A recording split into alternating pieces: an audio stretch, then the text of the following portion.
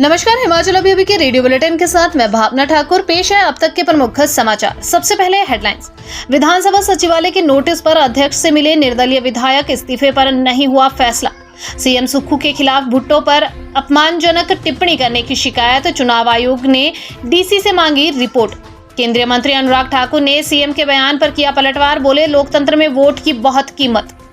सुक्खू सरकार में चरम पर भ्रष्टाचार, लैंड यूज बदलने के लिए करोड़ों की हो रही है मांग, बोले जयराम ठाकुर। कालाअंब के ओगली स्थित विशिष्ट केमिकल फैक्ट्री परिसर में रखी पराली में भड़की आग, 9 घंटे बाद पाया काबू। ऊना में पति ने पत्नी को जिंदा जला डाला।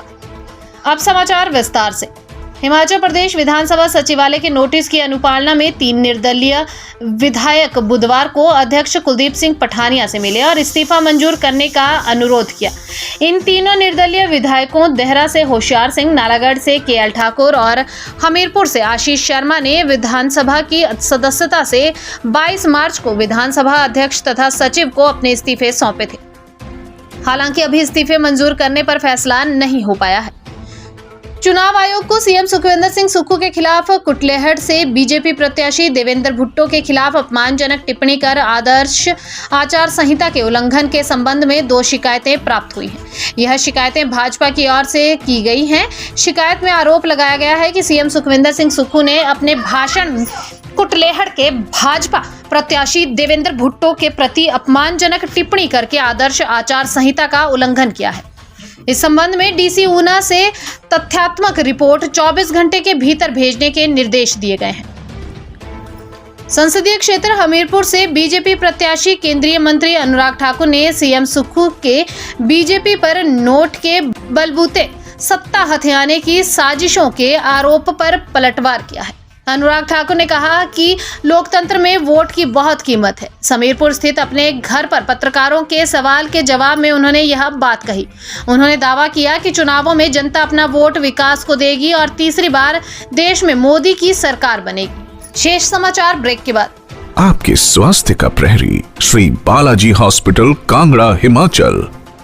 बीजेपी नेता प्रतिपक्ष जयराम ठाकुर ने कहा कि पिछले दिनों हिमाचल प्रदेश में जो राजनीतिक घटनाक्रम घटित हुआ है, उसके पश्चात प्रदेश की कांग्रेस सरकार की स्थिति बहुत हास्यास्पद बनी हुई है। प्रदेश में सरकार बनने के बाद कांग्रेस सरकार बोलती रही कि व्यवस्था परिवर्तन की सरकार, सुक्खू की सरकार, लेकिन हकीकत यह है कि हिमाचल प्रदेश में कांग्रेस पार्टी की सरकार सत्ता में रहने का नैतिक अधिकार खो चुकी है। औद्योगिक क्षेत्र कालाअंब के ओगली स्थित एक फैक्ट्री परिसर में रखे पराली के स्टोर में भीषण अग्निकांड हुआ है। गनीमत ये रही कि दमकल विभाग के कर्मियों ने 8-9 घंटे की कड़ी मुशक्कत के बाद आग पर काबू पा लिया, वरना फैक्ट्री समेत अन्य संपत्ति को भी नुकसान हो सकता था। फैक्ट्री परिसर में 150 टन पराली जलकर राख हो गई। इससे 2.5 लाख रुपए का नुकसान हुआ, जबकि दमकल कर्मियों ने 1 करोड़ की संपत्ति बचा ली। ऊना जिला के हरोली क्षेत्र के पंजावर में एक शख्स द्वारा अपनी पत्नी को जिंदा जला देने की सूचना मिली है। इस घटना की सूचना मिलते ही पुलिस की टीम मौके पर पहुंची।